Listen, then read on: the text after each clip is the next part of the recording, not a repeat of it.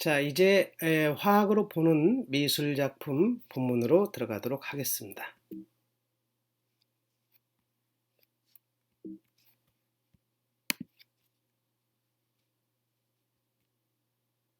자, 먼저 빛이란 무엇인가? 빛이란 하전입자가 진동함으로써 나오는 전자기파라고 되어 있는데요. 여기서 먼저 용어의 뜻에 대해서 알아보도록 하겠습니다. 하전입자라는 말은 무슨 말일까요? 전기를 가지고 있는 입자라는 말입니다. 하자는 한자로 부하의 하자인데, 부하의 사전적인 뜻은 짐을 짐 또는 그 짐입니다. 부하가 걸렸다는 말 들어보셨죠? 이 말은 무슨 뜻일까요? 짐을 지고 있다라는 뜻이죠. 어떤 물체가 짐을 지고 있으면 원래 상태, 과학적으로는 평형 상태라고 하는데요. 이 평형 상태로 돌아오기 위해서 결국엔 그 짐을 주변에 있는 다른 것한테 주어야 합니다. 짐이란 것은 전기나 열 등의 에너지가 될 수 있는데, 짐이 있다는 것은 곧 일을 할 수 있음을 뜻합니다. 송곳을 예를 들어서 한번 볼까요? 이 송곳을 뜨거운 불 속에 넣으면 송곳이 빨갛게 달아오르죠. 이 송곳은 열로 달궈져 있습니다. 즉, 열이란 짐을 지고 있는 겁니다.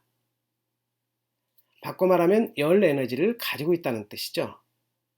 나무판에 송곳으로 구멍을 낸다고 가정할 때 불로 달궈진 송곳은 구멍을 더 잘 낼 수가 있잖아요.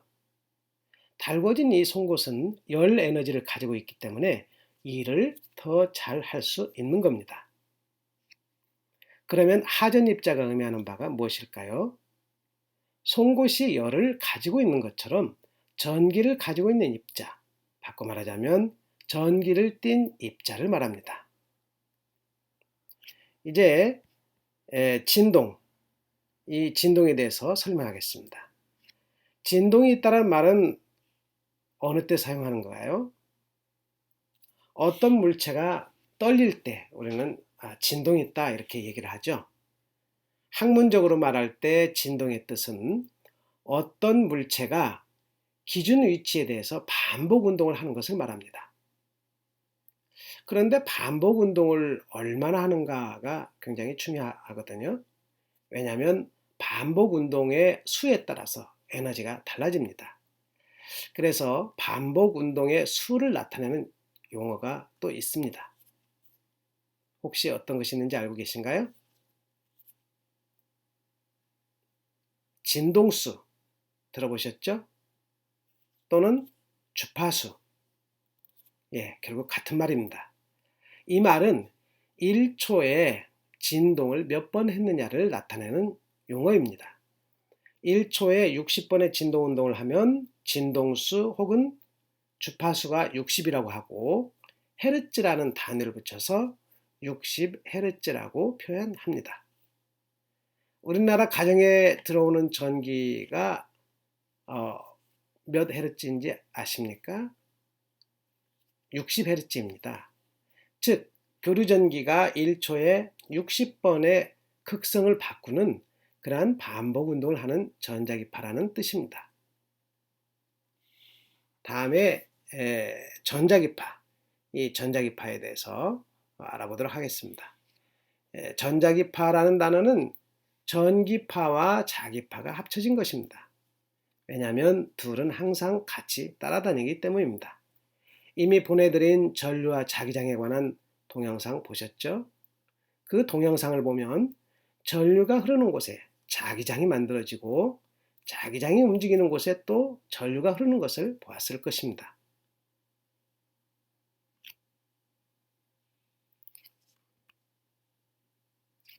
자, 여기 보면 전자가 움직이면 전자기파가 발생한다 라는 말이 나오는데요. 전자가 움직이면 위에서 한 말이 조금 변형이 됐죠. 여기서 전자는 위에서 설명한 하전입자가 되는 것입니다. 이제 그림 1번을 한번 볼까요?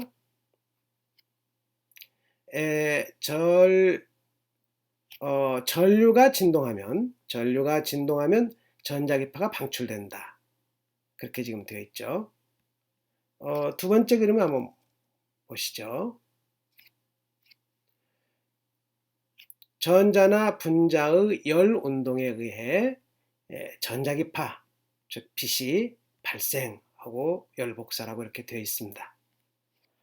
이해를 돕기 위해서 우선 전자, 원자 그리고 분자의 관계에 대해서 알아보도록 하겠습니다. 우선 원자를 살펴보면 여러분들 잘 아시죠? 한가운데 핵이 있고 그 주변을 전자가 돌고 있습니다. 즉 핵과 전자를 가지고 있는 입자인 것이죠. 그런데 이 돌고 있는 전자 때문에 모든 화학 반응이 일어나는 것입니다. 그래서 화학에서는 전자가 아주 중요합니다. 과학자들이 제안한 원자 모형에 대한 변천사가 바로 뒤에 나와 있으니까 거기에서 원자에 대해서는 자세히 설명하도록 하겠습니다. 분자는 일반적으로 원자들끼리 결합을 해서 만들죠. 그런데 분자의 뜻이 뭐냐면 어떤 물질의 성질을 가지고 있는 가장 작은 입자로 정의를 합니다. 물을 예를 들어 한번 설명을 하자면요. 여러분이 마시는 물을 계속 잘게 나눈다고 한번 생각해 보십시오.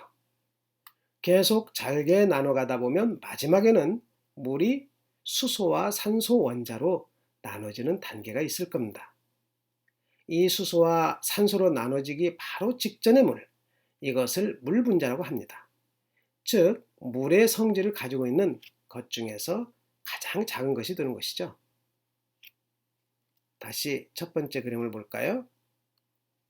예, 여기서 전류가 진동하면 전자기파가 방출된다고 되어 있는데 전류는 전자의 흐름에 의해서 발생합니다. 따라서 전류와 전자를 같은 개념으로 보시면 됩니다. 여기 보시면 진동하는 전자, 진동하는 전류, 전자와 전류를 같은 개념으로 지금 봤죠. 요게 이제 진동하는 전자, 전류가 전자기파를 만들어내는데 이제 이해를 돕기 위해서 그림 3을 한번 살펴보도록 하겠습니다.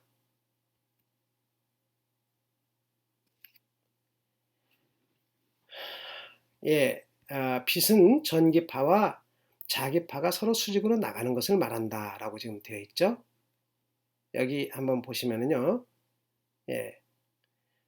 전자가 움직이면 여기 전자가 지금 움직이는 겁니다. 전자가 움직이면 이렇게 이제 전류가 흐르게 되고요. 전자가 움직이면 전류가 흐르게 되고 그 전류가 흐르면 주변에 이렇게 자기장이 형성이 됩니다. 그런데 이 자기장 주변에 다시 전기장을 만듭니다. 이렇게 전기장을 만들죠. 이렇게 계속해서 전기장은 또 자기장을 만들고 자기장은 전기장을 만들고 이렇게 계속해서 수직으로 만들죠. 그러면서 이렇게 쭉 한 방향으로 나갑니다. 이게 그림이 제가 뉴턴이라는 과학 잡지에서 이 그림을 복사해 왔는데요. 양면에 지금 이렇게 되어 있는 것을 복사를 해서 이렇게 붙였습니다. 그래서 약간 여기에 잘 좀 맞지가 않는데요. 이해를 해 주시기 부탁드리겠습니다. 일직선으로 빛이 이렇게 쭉 나가는 겁니다. 이제 빛의 정체에 대해서 알았죠? 결국 빛은 무엇으로부터 나옵니까? 전자의 움직임으로부터 나옵니다. 이제 두 번째 그림으로 가서 여기서 보니까 지금 여기 보시면 진동, 휴전하는 원자나 분자라고 나와 있습니다. 진동이나 휴전하는 원자나 분자도 전자기파를 결국 만든다는 것이죠. 여러분들 그 원적유선이라고 들어보셨죠? 예전에 찜질방 간판에 원적유선 찜질방, 원적유선 사우나라고 이렇게 쓰여진 것을 본 적이 있는데요. 여러분들은 보셨나요? 거기에는 이제 맥반석이 들어 있습니다. 그 사우나 찜질방에는 맥반석이 있는데요. 이 맥반석을 가열하면 원적유선이 나옵니다. 즉, 그 찜질방에는 맥반석을 설치했다는 말이거든요. 사실 그런데 맥반석을 포함한 모든 물질은 가장 작은 단위, 원자로 이루어져 있죠. 또 그 원자 안에는 뭐가 들어있죠? 전자가 들어있어요. 그러면 열을 가해서 원자를 움직이면 그 안에 있는 전자도 움직이게 돼서 결국 전자파가 나게 되는 겁니다. 그런데 이렇게 원자가 움직여서 나오는 전자파는 우리가 보통 말하는 적외선보다도 에너지가 작은 원적외선이라는 것이 있는데 그 원적외선에 해당되는 그런 전자기파가 나오는 것입니다. 자, 이 시간에 배운 용어들을 한번 나열해 볼까요? 무엇을 배웠죠?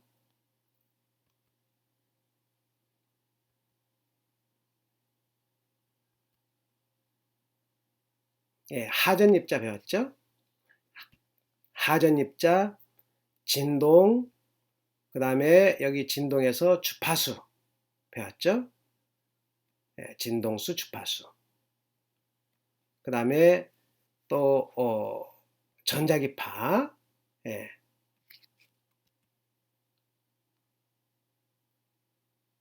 전자기파 배웠고, 그 다음에 전자, 전류, 또 여기에서 원자, 분자, 그 다음에 적외선, 원적외선. 벌써 많은 용어들을 배웠네요. 다음 시간에는 전자의 세계에 대해서 배우도록 하겠습니다. 여기서 마치도록 하겠습니다.